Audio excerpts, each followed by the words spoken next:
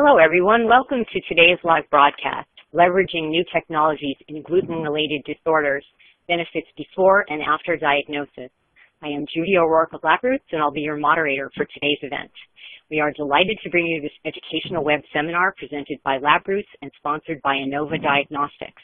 For more information, please visit www.inovadx.com. We have a few important announcements before we begin. This webcast is designed to be interactive, and we encourage you to ask questions during the event. You can submit questions by typing them in the Q&A box, which can be found by clicking on the green Q&A button at the lower left of the presentation window. We'll try to answer as many questions as we can. You can enlarge the slide window by clicking on the screen icon in the lower right-hand corner of the slide window. If you have any technical problems viewing or hearing this presentation, please click on the support button at the top right of your presentation window or submit your problem through the green Q&A button lower left. I would now like to introduce today's speakers. Daniel Leffler, MD, MS, currently serves as the Director of Research at the Celiac Center at Beth Israel Deaconess Medical Center, as the Director of Quality Improvement for the Division of Gastroenterology at BIDNC, and is an Associate Professor of Medicine at Harvard Medical School. Dr. Leffler currently divides his time between patient care, quality improvement initiatives, and clinical and translational research in celiac disease and other digestive disorders. Dr. Leffler has been awarded a 5-year career development grant from the National Institutes of Health and has been the recipient of multiple foundation and industry-sponsored grants for the advancement of digestive health.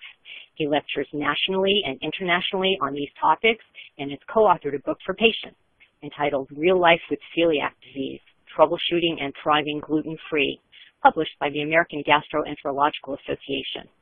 The next speaker is Jack Maggiore, PhD. Dr. Jack Maggiore serves as the Assistant Laboratory Director of Chemistry and is Head of Research and Development at Doctors Data Incorporated in St. Charles, Illinois.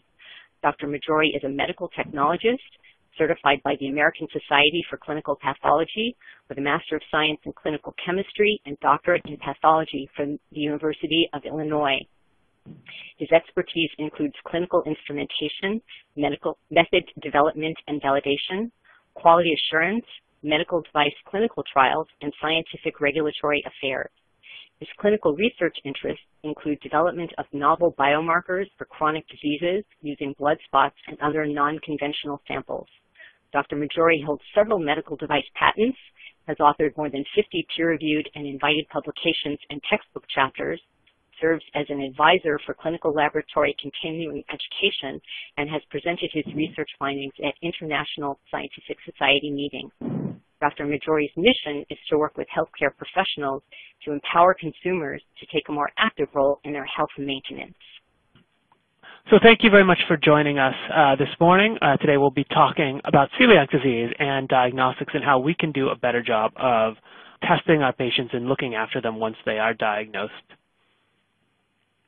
So celiac disease, as we know it today, really began around 1950, where we defined the gluten-free diet as the therapy for celiac disease and began to understand how the disease actually works. The two other pieces of medical research that have helped propel celiac disease into the disease we know it today were the association with HLA-DQ2, which was noted first in 1970s, and this is an important diagnostic test now, as we will talk about later, but also helped us understand that celiac disease is an autoimmune disease, more correctly grouped with other diseases like type 1 diabetes or rheumatoid arthritis, and not an allergic disorder as it had been considered prior. Finally, in 1997, we found that the role of tissue transcontaminase in celiac disease, and this really completed our understanding of the pathophysiology of celiac disease and also provided us one of our most powerful tools in both diagnosis and monitoring of celiac disease. So we have had a number of different celiac diagnostic tests over the years, and I wanted to just start by going through these, and these are ones that most people will be familiar with on some level, and they've at different times have played greater or lesser roles in celiac disease diagnosis and monitoring. The first tests we had were antigliadin antibody tests. These were fairly good for the time, and they were very helpful in selecting patients who needed further evaluation for celiac disease, but they were really only 70 or 80% sensitive and specific. Endomysial antibody testing was defined in the mid-'80s. This was a much better test at 95% sensitive, but was a relatively complicated immunofluorescent test, and so had issues with reproducibility and expense. As I just mentioned, in 1997, it was identified that tissue transcontaminase was actually the protein that was triggering the reaction in the endomysial antibody autoantigen reaction.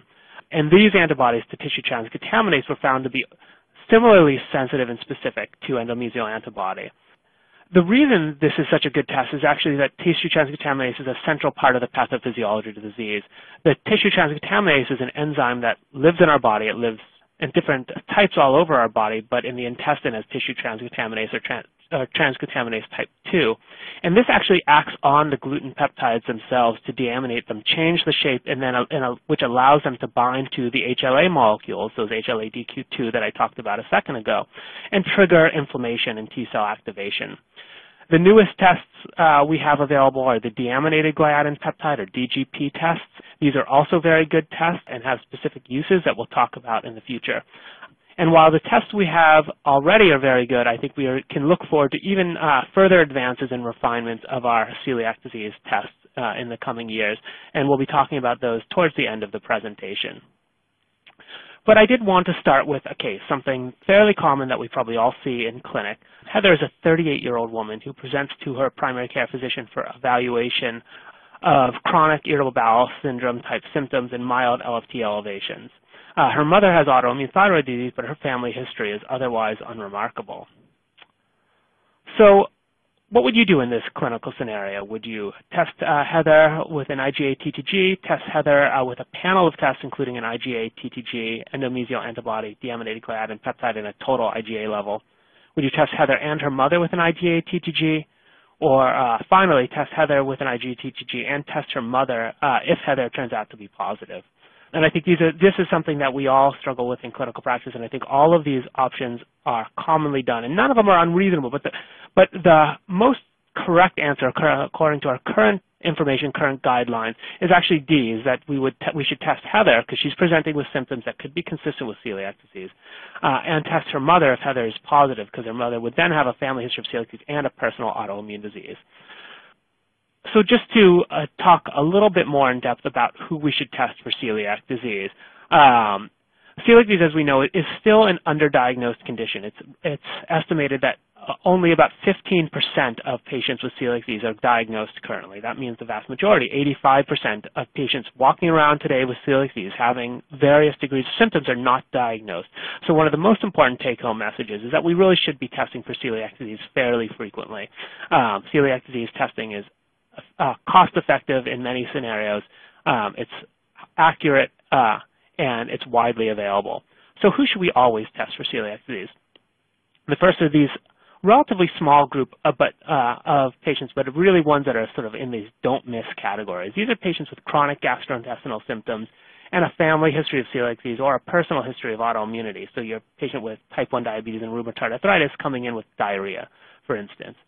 Patients with chronic diarrhea, failure to thrive in children, iron deficiency anemia, refractory to oral supplementation, or dermatitis herpetiformis, which is this rash shown at the bottom of the slide, a pruritic rash, usually on the extensor surfaces, elbows and knees, that can wax and wane over years, and is the skin manifestation of celiac disease. So all of these patients, we should test for celiac disease. We should do blood testing right away, and even if the blood testing is negative, the risk is high enough that we may want to go ahead and do endoscopy to rule out the disease definitively.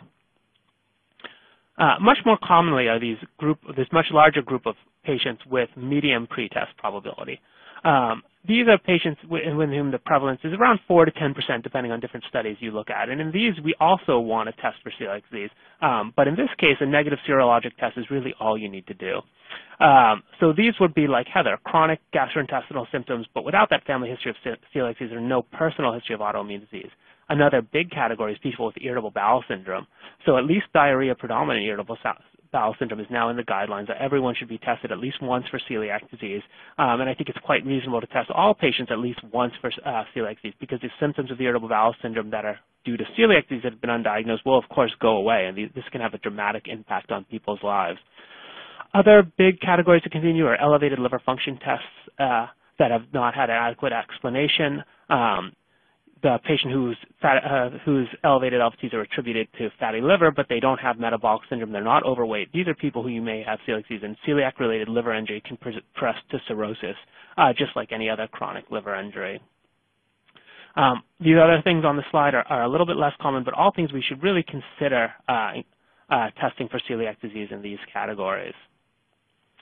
And finally, who should occasionally be tested for celiac disease. So these are all conditions in which the prevalence of celiac disease is greater than the general population. So again, the general population prevalence of celiac disease is about 1%. These are in the sort of 2 to 4% range usually, depending on which studies you look at. So you probably don't need to test every patient with all of these conditions for celiac disease. And you don't actually even need to keep track of which conditions these are, because this list grows month to month now as more associations are made with celiac disease. The point I would make, however, though, is that celiac disease can present in an awful lot of ways. And so celiac disease serologic testing should be considered whenever there are persistent signs or symptoms which are not readily explained by another condition. So we don't need to test it in everybody who comes in with any chronic complaint, but if that complaint is not responding as it typically would to therapy, if it's not getting a diagnosis the way you would typically expect, then those are people we should really be thinking about celiac disease, as it really can be found in some of the most unexpected places. So I just wanted to jump back to all of our antibody testing that we have at this time, all the serologic tests. So I mentioned these before. These are anti-gliadin antibody tests, which are at the top, the oldest test, endomesio antibody, tissue transcontaminase, and diaminated gliadin peptide, or DGP. And I'll make 2 points here. And the first is that they vary widely in sensitivity and specificity, but that our workhorse of celiac testing, IgA anti-tissue transcontaminase, is 98% sensitive and specific on average in most reference studies. This is a really, really good test. But yet, even with this test, if you rely on that test alone in a typical moderate risk population, say your IBS population, which should have about a 5% pretest probability of celiac disease, you only have about a 70 to 80% positive predictive value. So if you rely on serology alone in your medium risk patients, you'll be wrong about 1 out of every 5 times. So this is the reason that still in most cases we recommend patients with positive celiac blood tests go on to endoscopy with confirmatory duodenal biopsy. On the other hand, if you have a negative blood test, almost no matter which one you pick, if it's negative, you can really take celiac disease off the list. So it's just a very good test, but if it's positive, it does require follow-up. If it's negative, you can really stop there in the vast majority of your average risk patients. This slide may or may not be projecting wonderfully on your screen, but the other thing that is important is not all tests for celiac disease are created equal. Not all have the same performance. And there are some tests, such as the INOVA test, as you see in these 2 studies, perform very well with high sensitivity and specificities, but some are much lower in your typical risk populations. So it's important to know which assay your lab is using to advocate for a better assay if the one they're using isn't working well, and to understand the limitations. And if you're seeing a surprising number of false negatives or false positives, those are reasons to sort of go back and see what is going on with your celiac blood test. Is there anything that you can work with your lab to improve upon? So getting back to Heather, her IgA TTG is 44 with normal less than 20, so a little bit more than 2 times the upper limit of normal. She undergoes endoscopy and her biopsies are read as normal. So what should we do at this point? Should we tell Heather that the TTG is a false positive? Should we have the biopsies reviewed by a dedicated gastrointestinal pathologist? Should we repeat serologic testing with either an EMA or DGP, or do you have Heather tested for HLA DQ2 or DQ8? So the most correct answer in this case, give you a chance to pick, would be B. We should actually have these biopsies looked over with a dedicated GI pathologist. Some of the pathologic signs of celiac disease can be subtle. It's not always the severe classic villus atrophy we see in the textbooks, and this is not always read as consistent with celiac disease by a general pathologist. A TTG in somebody with a positive TTG in somebody with symptoms, as is Heather, should not be called a false positive unless you're really sure that the biopsies are normal. And even in these cases, we would typically call that potential celiac disease or latent celiac disease, suggesting that people have a risk of going on to full celiac disease with intestinal damage, but may not have gotten to that stage just yet. So there are a few reasons why there can be this discrepancy between a positive blood test and a normal biopsy. And the first is what I just mentioned, potential celiac disease. This is sort of a pre-celiac disease condition. And just like people can get antibodies to thyroid or antibodies to isolate cells before they have thyroid disease or diabetes, you can get the same in celiac disease. And this really portends a very high risk of going on to celiac disease. And these people should be monitored, but don't necessarily need to go on a diet right away. Probably the most common reason, though, is insufficient biopsies are taken. To be sure you've assessed adequately for celiac disease, you need to take 4 to 6 biopsies from different parts of the duodenum. There can also be misreading by pathologists. And finally, the patient is already on a low-gluten diet. It is important to remember that all the tests for celiac disease and biopsy and serology will normalize once a patient's been on a gluten-free diet. So you really want to ask your patient what they're eating and make sure they've been on a gluten-free diet, ideally long-term, but at least for a month or 2. They've been on a regular gluten-containing diet before you go ahead with celiac disease testing. So our best practices for endoscopic evaluation of celiac disease, so as I mentioned, not everyone will have the severe villus atrophy. Patchiness can happen, especially in children, but even in adults where some parts of the duodenum will be normal and some will have villus atrophy. We cannot rely on visual changes. So 5 to 6 biopsies, including the duodenal bulb, the proximal and distal duodenum, usually put in separate jars for the pathologist to identify, will really maximize your yield and takes only a few extra minutes, if that, of your during an endoscopy. So what happened to Heather? So we reviewed her pathology and we revealed there was increase in epithelial lymphocytes, so some mild inflammation, but only 2 biopsies were taken. Given that she had only a borderline positive TTG, but was symptomatic and was not sure what to do, we decided to have her come in for a repeat endoscopy. We took 6 biopsies, and it did show patchy villus atrophy, confirming the celiac disease diagnosis. Heather went on a gluten-free diet and improved significantly, and then sent her mother in for evaluation. As we recall, her mother had autoimmune thyroid disease, but was not symptomatic that we know of. Which brings us to family testing for celiac disease. One of the major risk factors for celiac disease is a family history of celiac disease. So the risk in the general population of celiac disease is about 1%, but it's about 10% in first-degree relatives and 5% in second-degree relatives. So really a significant risk elevation, as you would expect with a genetic disorder. So our current recommendations are that children and adolescents with first-degree relatives with celiac disease should undergo serologic testing every 2 to 3 years or at the new onset of symptoms. And all first and second degree relatives should be informed that they are at risk of celiac disease and encouraged to seek testing if they're having any symptoms. So you'll note there's no standard guideline. This is just all adults with first degree relatives should be tested, but the threshold for testing those populations should be very low. Most of the time we rely on serology testing TTG for family member screening just the way we would for diagnosis of symptomatic individuals. However, genetic testing does play a big role in testing of family members. A negative TTG and even a duodenal biopsy is diet dependent and only rules out celiac disease today. So people can have a negative TTG and a normal biopsy and go on to get celiac disease later in life. On the other hand, if you have a negative gene test, HLA-DQ2 or DQ8, this is diet independent, so it doesn't matter what you're eating. It's a gene, it obviously can't change, and it rules out celiac disease forever. So celiac disease genetic testing is worth a mention, at least briefly. This is a little bit different than how we typically think of genetic testing, whereas if you have the disease, you have the gene, you have the disease, at least in some phenotype. With celiac disease testing, if you have the gene, it really doesn't tell us much because about 40% of these patients in the general population will have either DQ2 mostly or DQ8. However, if you don't have either of these 2 genes, you virtually rule out celiac disease for life.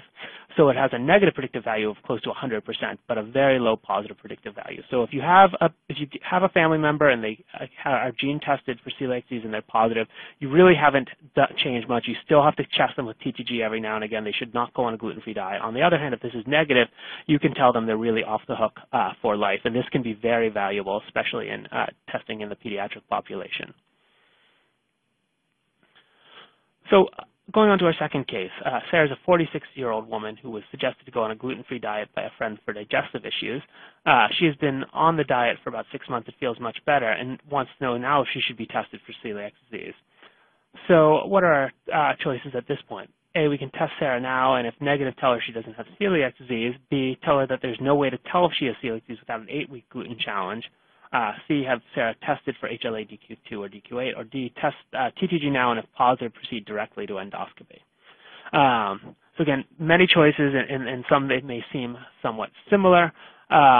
The best choice in this case would be to go ahead and do TTG testing now. Just because patients tell you they're on a gluten-free diet doesn't mean they're really strictly gluten-free, and a fair number of them will, if they really have celiac disease, will still have a positive serology, and you can go ahead with the normal testing, perhaps only with a short amount of gluten re-exposure prior to endoscopy.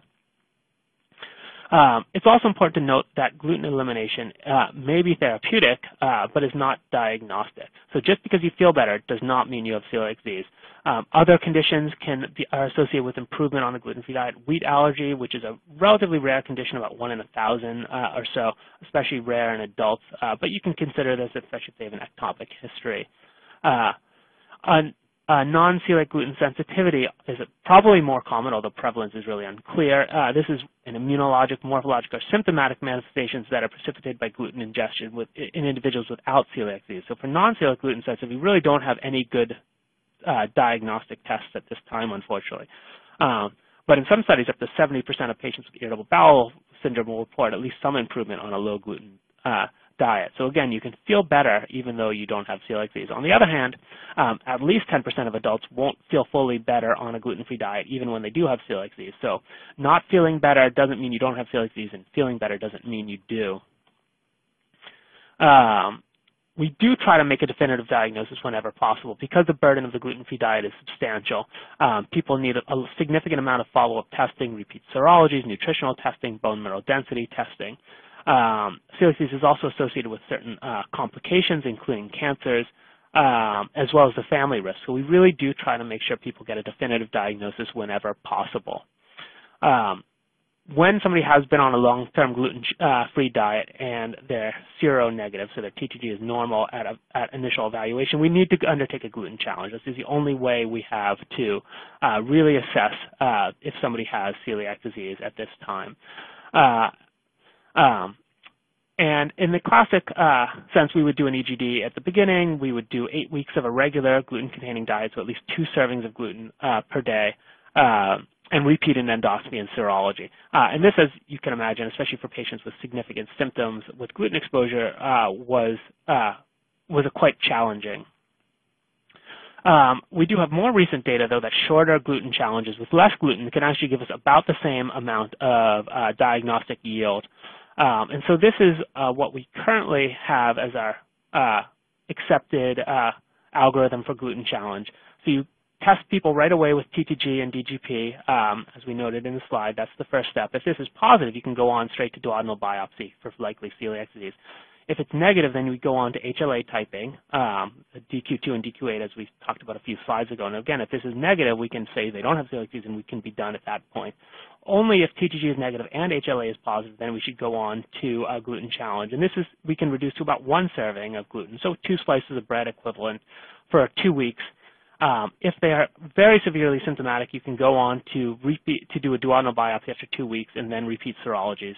On the other hand, if they're doing okay, we do advocate still continuing the gluten challenge for up to 8 weeks, at which time you would repeat the serology and the biopsy. And if at that point they are negative, you can essentially rule out celiac disease. But most people, if they really do have celiac disease, will be positive at that stage. So just some things, some pearls to recommending a gluten challenge of helping your patients through it. So starting out with a very low dose of gluten, often as little as 1 cracker a day, can help.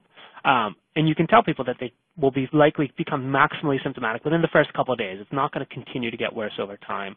We do use a lot of caution, though, in children, because we don't want to disrupt growth and development, and patients with neurologic manifestations of celiac disease. And it is also worth knowing as well that the gluten challenge, even after 8 weeks, is imperfect, and some individuals take up to 6 months to manifest a response. So these are all things to consider, and you can see how how burdensome this is both to patients and clinicians, and why we don't do the gluten challenge if we have a choice, and why we'd really prefer that people get tested before they go gluten-free. So Sarah undergoes a 6-week gluten challenge, during which time her symptoms worsen moderately. Serologic testing and duodenal biopsy are both normal. This would give her the diagnosis of non-celiac gluten sensitivity, and I just wanted to bring this up just briefly because it's such a big topic these days. Non-celiac gluten sensitivity, as I mentioned before, is not a definitive entity in the way that celiac disease is, and you can see that just from the definitions here, non-celiac gluten sensitivity being fairly diffuse, one of more of a variety of immunological, morphological, or symptomatic manifestations precipitated by the ingestion of gluten in people without celiac disease, versus celiac disease, which is being a chronic small intestinal immune-mediated enteropathy. We also don't know exactly how common non-celiac gluten sensitivity is. We do know that there's an awful lot of people on a gluten-free diet who don't have celiac disease right now. And these data come from the most recent NHANES data, where we know that about 2 million people, a little under 1% of the general population, have celiac disease. Of these, only about 300,000 have been diagnosed and are on a gluten-free diet, or about 15%. On the other hand, about 2 million people are on a gluten-free diet, the vast majority of which don't have celiac disease. So this is what's known as a gluten paradox, where the majority of people on treatment don't have the disease, and the majority of people with the disease are not on treatment. And this has been interesting, and we don't know what the true epidemiology of this will be in the coming years. We assume that more people with celiac disease will get diagnosed, and probably there will always be a substantial number of people who claim benefit on a gluten-free diet without true celiac disease, though the numbers are really unclear. While there have been some studies about relating to what underlies non-celiac gluten sensitivity, some of the early studies suggested that this was a milder form of celiac disease and some inflammatory response with higher levels of lymphocytes in the small intestine and higher levels of anti-gliadin antibody testing. A more recent and relatively definitive study in the field, which took people with self-reported non-celiac gluten sensitivity and randomized them to gluten or placebo, and showed a really dramatic response in overall symptoms, GI symptoms, and tiredness, was not able to reproduce this and did not find any association with anti-gliadin antibodies or HLA type consistent with celiac disease.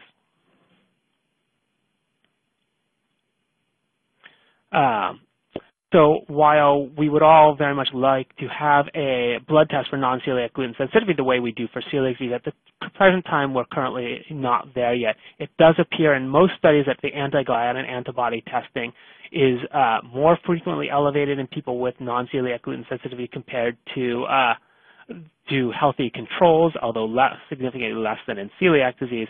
However, the way we can use this in clinical practice has really not been defined, and so at this point, non-celiac gluten sensitivity is really a diagnosis of exclusion. This is one current algorithm on how to diagnose non-celiac gluten sensitivity, where the first step in any patient reporting symptoms responsive to a gluten-free diet but still on a gluten-containing diet is to do the typical celiac serologies, the TTG and the DGP. If these are high, you go ahead and go on to intestinal biopsy, which confirms diagnosis of celiac disease in most cases. If this is borderline, you can go on to HLA testing, and if positive, go to biopsy. If negative, you can diagnose non-celiac gluten sensitivity.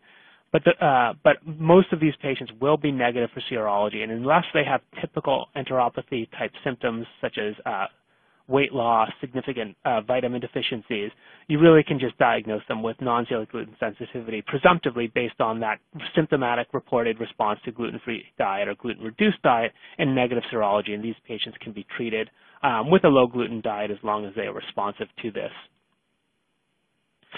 Just to summarize that non-celiac gluten sensitivity section, so this appears to be a common condition, but the true prevalence in epidemiology is really unknown. Anyone who is positive for TTG, EMA, and probably also DGP we should preclude a diagnosis of non-celiac gluten sensitivity. Anti-gliadin antibody testing has been suggested as a way to sort of discriminate between irritable bowel syndrome patients who will and will not respond to a gluten-free diet, but it's not clear that these have enough sensitivity and specificity to be clinically useful at this time. And so currently it is still a diagnosis exclusion based on clinical presentation and the negativity of typical celiac tests rather than any positive diagnostic criteria. So going on to our next case, Maria is a 55-year-old woman who recently underwent an endoscopy for dyspepsia. 6 duodenal biopsies read by a skilled pathologist revealed intraepithelial lymphocytes increases only by 40 per high-powered field, with normal being less than 25. She was told she may have celiac disease and is following up in the clinic for further assessment. So should we tell Maria she doesn't have celiac disease because she does not have villus atrophy? Should we B, assess for alternate causes of duodenal lymphocytosis? C, test Maria with a panel of tests including IgA, TTG, EMA, DGP, and HLA testing? Or D, do a IgA tissue transcontaminase test and base our diagnosis on those results? So I hope you've all thought of an answer. The most correct answer at this point would be answer D. We should use a TTG test and base our diagnosis on that result. So the important points of this, so celiac disease is not just a disease of severe villus atrophy and severe GI symptoms anymore. The increased intraepithelial lymphocytes with normal villus architecture is consistent with celiac disease in the right context. It's also notable that there is not a great correlation between the degree of intestinal damage and the degree of symptoms, and patients can have mild intestinal damage and severe symptoms and vice versa. So this is just something to be considered, and we should not preclude the diagnosis of celiac disease in somebody who is having mild symptoms. On the other hand, most patients with this Marsh 1 or increased intraepithelial lymphocyte type lesion on the intestine are not due to celiac disease. Only about 10% of cases with increased intraepithelial lymphocytes are due to celiac disease. A lot of other etiologies, H. pylori, NSAIDs, and other medications, including proton pump inhibitors, inflammatory bowel disease, other non-GI autoimmune conditions can all cause this finding. So in any patients where we find this on duodenal biopsy, and it's usually found when in these cases sort of incidentally when people are coming in for symptomatic evaluation of their duodenal biopsy, we should just go ahead and test. Usually with IgA TTG alone, we can also do a DGP or EMA. And if this is negative, unless there's a strong clinical suspicion of celiac disease based on a family history or other coexisting medical problems, we can evaluate for other etiologies and can rule out celiac disease based on that. If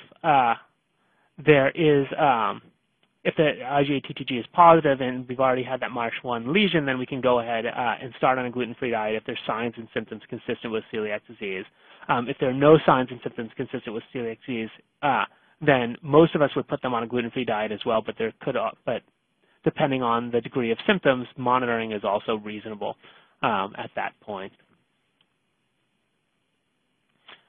So our last case is case 4. Andrew's a 17-year-old man who was diagnosed with celiac disease at the age of 12. He did well for the first couple of years, but recently has noticed fatigue and common episodes of loose stools. So how should we monitor him and evaluate at this point? So A, repeat duodenal biopsy, and if positive, diagnose him with refractory celiac disease. B, check tissue transcontaminase, and if positive, refer him to a celiac dietitian. C, perform a sigmoidoscopy to evaluate for microscopic colitis. And D, check a tissue transcontaminase and refer him to a celiac dietitian. So for this, the correct answer would again be D, check tissue transcontaminase and refer to a celiac dietitian. So this is a patient with non-responsive celiac disease. There are many causes of non-responsive celiac disease, but it's important to note that the most common by far is gluten exposure with at least a third, and these are patients who don't think they're eating gluten. They think they're on a gluten-free diet, but they're getting exposed accidentally to enough gluten to cause symptoms. Refractory celiac disease, as is mentioned in this case, is quite rare. Only about 1% of patients with celiac disease will develop refractory celiac disease, and this is usually in older adults. It's almost unheard of in the pediatric population. But there are a variety of other causes, from small intestinal bacterial overgrowth to other food intolerances to irritable bowel syndrome, which are worth being aware of. And patients with recurrent signs and symptoms with celiac disease, or persistent in that they don't go away, do need evaluation. But we would send all these patients to a dietitian for evaluation of gluten exposure and check a TTG. So serology is one of the most important tools we have in monitoring of patients with celiac disease, the decrease in serologic titers of the first year after going on a gluten-free diet affirms response and understanding of the gluten-free diet. An ongoing elevated tissue transcontaminase test or other serologic test has high positive predictive value for persistent enteropathy due to gluten exposure.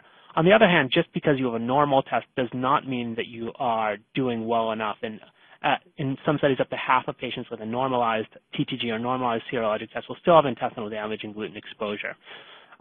It's also worth noting that serologic tests are not responsive to typical accidental gluten exposures. You can have a few bites of something you thought was gluten-free and get pretty sick from it, but this will not be enough to increase your blood test in most patients. So, looking towards the future, we are doing a pretty good job with diagnostic tests for celiac disease, but have some ways to go for monitoring, as I just mentioned. We don't have a great test to confirm good adherence to a gluten-free diet or normalization of intestinal histology. There's a lot of work which is exciting going on with novel biomarkers, patient-reported outcomes, and improved serologic assays. And it is likely that in the future we'll be recommending some combination of symptom resolution and normalization of one or a combination of biomarkers for follow-up. And this will replace the routine follow-up and maybe even the diagnostic intestinal biopsy. One of the things that's closest at hand is an upgrade to our standard serologic testing, TTG or DGP assays. The old ELISAs have issues with dynamic range just by the mechanism by which the test is run. The newer chemiluminescent assays allow us to have a much better dynamic range with our celiac testing. And what this means is really, I think, illustrated very nicely in this slide, where you take the same patients and they all blood tests and they all clustered in the panel on the left, and you really can't tell them apart anywhere from the 200 or 300 to the almost 1,000 range. But then using a chemiluminescent assay instead of the ELISA assay in the panel on the right, you see a much better spread. So this allows us to follow patients over time to assess their improvement with therapy and to look at patients with low titers of TTG to try to find new cutoffs that are more accurate at predicting intestinal healing and adherence to a gluten-free diet. So I think the next generation of celiac tests, even if they follow the same names, the same IgA tissue transcontaminase or DGP, are likely to be more accurate and have better reliability than the tests we use in the future. So just to conclude, celiac serologic testing is really central to the diagnosis and management of patients with celiac disease. IgA tissue transcontaminase remains the best single test to use. However, IgG or IgA deaminated gliadin peptide test is also very helpful, especially in cases of IgA deficiency or when TTG is normal without villus atrophy. Not all celiac serologic tests are the same, and it's important to make sure you're using a high-quality assay. And in the future, celiac serologic tests will be combined with other tests of immune activation, better test assays, and our other tests of intestinal damage for better non-invasive diagnosis and monitoring of celiac disease. So I'd like to thank you again for joining me this morning. And I hope this has given you some further information for which to better diagnose and treat your patients with celiac disease.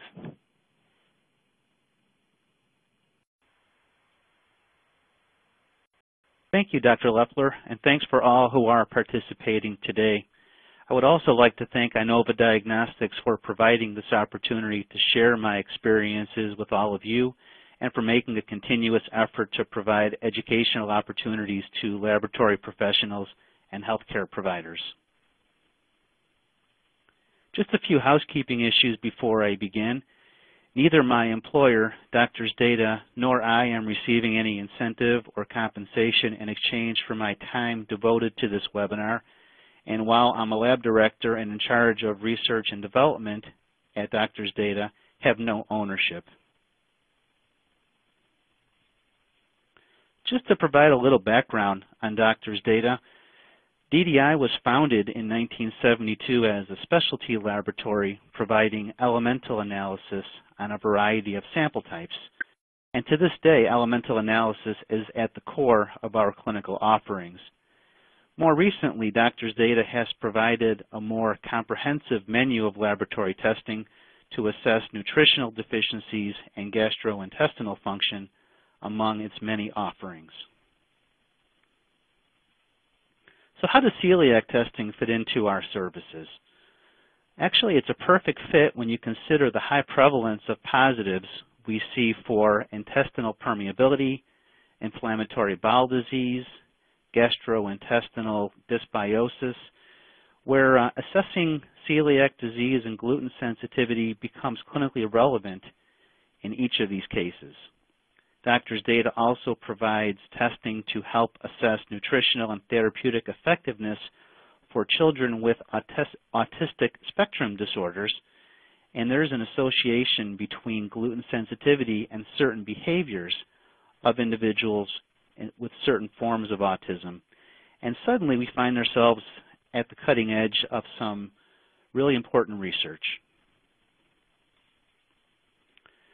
So when the decision was made to offer celiac disease serologic testing, what led to our decision to select a method that employs chemiluminescence? It really came down to four main performance characteristics: standardization, automation, precision, and sensitivity. Chemiluminescence lends itself to each of these aspects by permitting calibration curve stability, expanding the reportable range, and facilitating lab-to-lab agreement. And automating provides faster turnaround time, reduces hands-on time, and in a random access mode allows for a look at multiple markers simultaneously. So with several options for chemiluminescent celiac disease testing, why INOVA? Well, quite honestly, this took a bit of research. Taking a look at the publications on celiac disease over the past decade, it became quite clear that the centers of excellence at academic institutions were using INOVA assays to entrust their research investments. Really, any vendor could self-publish on how their assay performs, but the real proof lies in the answer to the question to the vendors: how does your assay perform when you're not watching? And based on the growing list of reputable users with published testimonials, the answer became quite evident with INOVA Diagnostics. So after our decision to select INOVA, why their BioFlash? Well, what made it most attractive to us was its small footprint, its ease of operation, and broad menu of test offerings in the celiac serology category. But really what sold us was the convenient reagent handling with the just right 50 tests per cartridge size, really not so big that the reagents outdate before they're used, and not so small that your technologists are going to be constantly changing the cartridges throughout the day. And finally, the platform itself is quite robust, and for a closed immunoassay system, offered a degree of flexibility that no other system was able to provide. But I'll talk more about that a bit later. This slide comes directly from INOVA and highlights a few additional features of the BioFlash. 30 minutes to first result. You just can't obtain that with ELISA microplates. Fewer non-billable tests through stored calibration curves.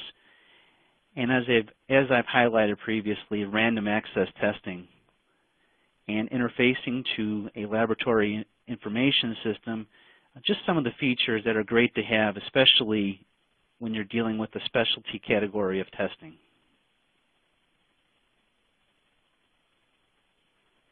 The BioFlash has the big four celiac disease serologic markers of interest: IgA and IgG response to tissue transglutaminase, or TTG, and IgA and IgG response to deamidated gliadin peptide, or DGP.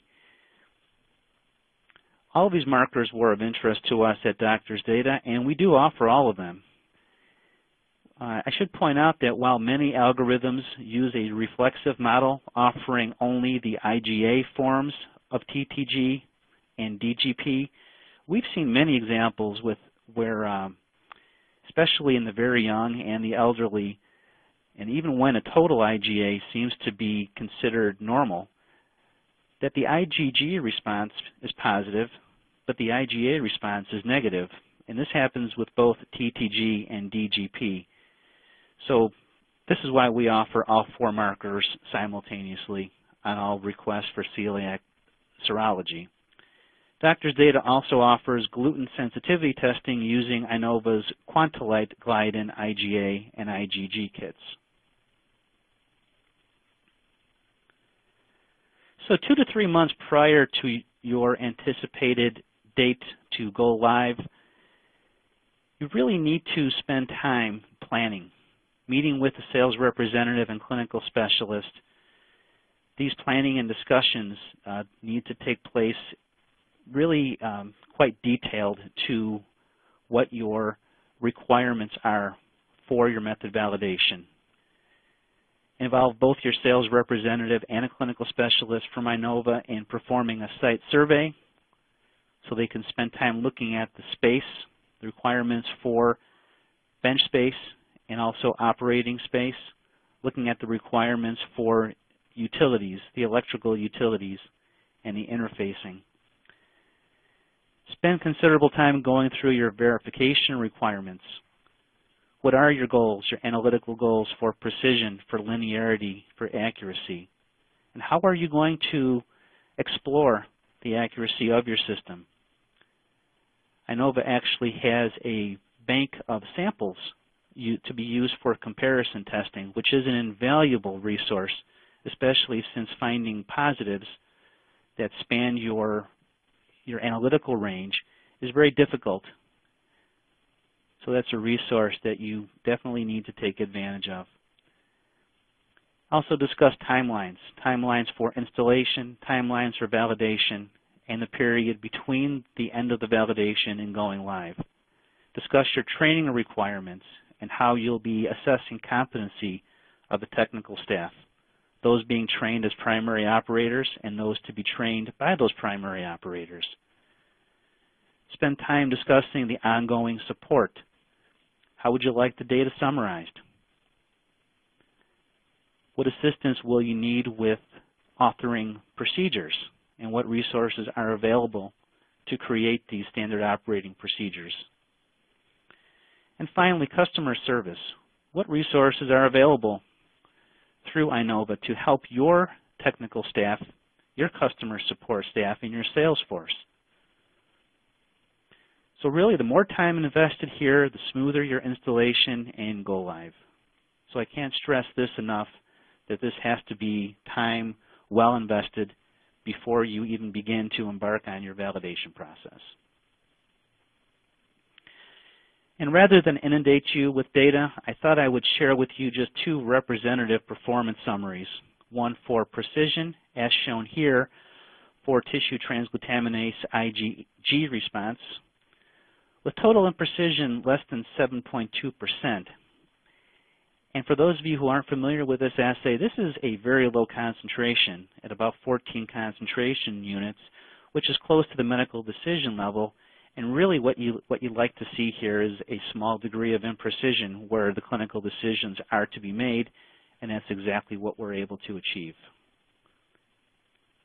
A very high level of precision at the medical decision level. And on this slide, the analytical accuracy is highlighted. In this case, for DGP IgA response, it's showing a very strong correlation between laboratories. So these were results obtained at INOVA's clinical laboratory compared to the results we obtained at Doctor's Data. And as highlighted on the left portion of the slide, the area that's circled in orange is exploded into the chart that you see on the right. And if you notice, this is really where the medical decisions are taking place, and we have a stronger degree of correlation as you get closer to your medical decision, which is exactly what you want to see. Less scatter between points and a higher degree of correlation and agreement between laboratories. I had previously mentioned that one of our main reasons for selecting the INOVA BioFlash relates to its robustness when it comes to sample handling. Let me spend a few minutes discussing blood spot testing, which is rapidly becoming a unique skill set at Doctors Data with a growing number of test offerings in this format. There's many advantages of blood spot testing as listed here, and our clients appreciate the minimally invasive sampling, which is ideal for pediatric patients and also facilitates collection in remote areas where venous phlebotomy is not practical or feasible. And please note that this mode of testing is off-label on INOVA platforms and has been fully validated solely at Doctors Data. Shown here is our comparison between extracted blood spots and serum from paired samples of 43 donors for DGP IgG response. Both extracted blood and serum were analyzed on the BioFlash, and the agreement of concurrent units is quite evident. Very strong correlation with minimal bias between sample types. So what is our hope for this offering? Well, thanks to an introduction facilitated by INOVA, we quickly became involved with an active and aggressive population study at Mass General, where Dr. Alicio Fasano is principal investigator and is examining the prevalence of celiac serologic markers in infants of parents with genetic predisposition to celiac disease. Feasibility testing took place where blood spot samples were prepared during the venous collection, and the dry blood spot samples were sent to Doctors Data with the identity and the serum disposition blinded to the research team at Doctors Data.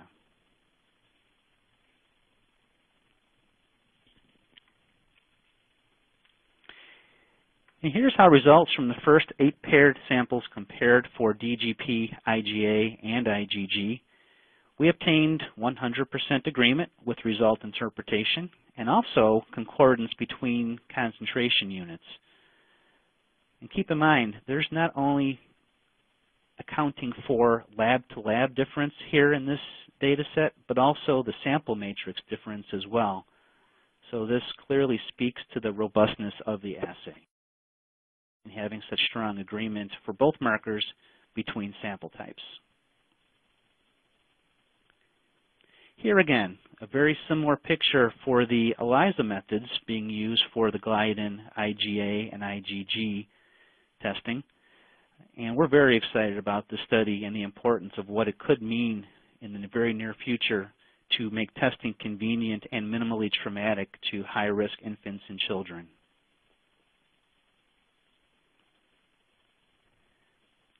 To summarize, when considering your options of systems available for your autoimmune diagnostics testing, you need to place extra emphasis on the breadth of menu offerings, the published track record of reliability and technical support, and the overall robustness of the analytical platform. With continued dwindling dollars available for healthcare, your input into the decision of which system to acquire will be highly scrutinized. So invest your time to research so that ultimately your decision will directly lead to a better provision of services for your clients. Thank you once again.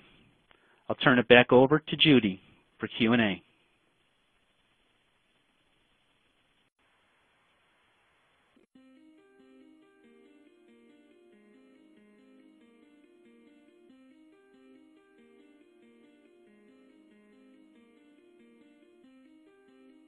Informative presentations. Before we get started on the question and answer session, I would like to remind our audience how to submit questions. You can submit questions by typing them in the Q&A box, which can be found by clicking on the green Q&A button at the lower left of the presentation window. We'll try to answer as many questions as we can. And our first question is, wouldn't IgA anti-TTG and IgG anti-DGP be the best overall combination of first serologic testing for not having to retest patient and not having to test total IgA if first test is negative and CD has not been ruled out? And this question is for Dr. Leffler. Hi, so thank you. That's a great question and comes up often. So that is a perfectly reasonable strategy to do an IgG-based celiac disease test. In most cases, we recommend the DGP test as well as an IgA-TTG. In many studies, the fact that the total IgA level is a relatively inexpensive and widely available test has made that commonly published as the first line test to go along with an IgA-TTG level and only to do a DGP level if that's low, because that does happen fairly infrequently. However, but this depends completely on the resources available and the tests that you are comfortable using in your lab, and either one is a totally appropriate clinical strategy. Okay, next question is for Dr. Maggiore. What value does the extended dynamic range offer to your clinicians? Are the clinicians ordering... Oh, hang on one second. It's a multi-part question. So what value does the extended dynamic range offer to your clinicians? And are the clinicians ordering follow-up testing to monitor their patients, as Dr. Leffler mentioned in his presentation? Thank you. The extended diagnostic range is actually a benefit to the laboratory operation.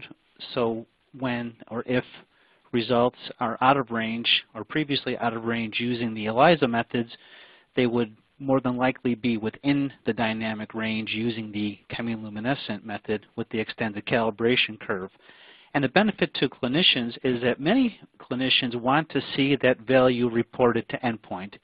Previously, it was common laboratory practice to report a greater than whatever the upper limit of reportability would be for the specific assay, where now we're able to report to endpoint. And that's important because physicians want to see that over time, in response to specific therapies or exclusion diets, that the responses are actually decreasing over time.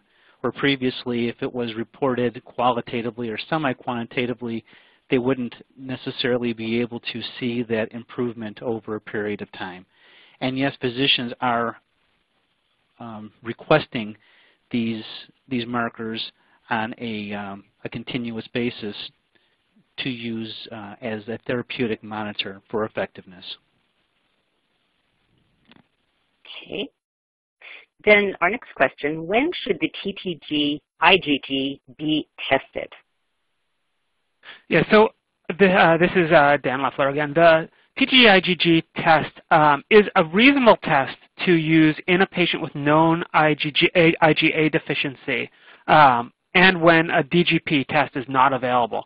If your IgG DGP test is available, then actually there is really very little use for an IgG TTG. It's in general an inferior test. But if that for some reason is not available and IgG TTG is what you have, then it is an appropriate test to use in an IgA deficient individual to assess for celiac disease.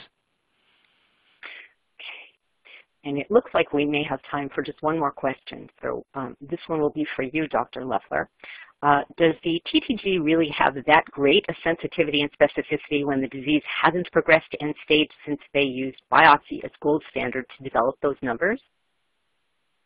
Yeah, you know, that is another interesting point that we consider a lot in our clinical practice. It is quite true that the titer of TTG and the percentage of patients with a positive TTG will be less with lesser degrees of intestinal damage. In reality, though, the vast majority of patients, usually greater than 90% in most samples, will present with a severe villus atrophy, sort of a Marsh 3 type lesion, in which case the TTG does perform like, with the high sensitivity and specificity shown here.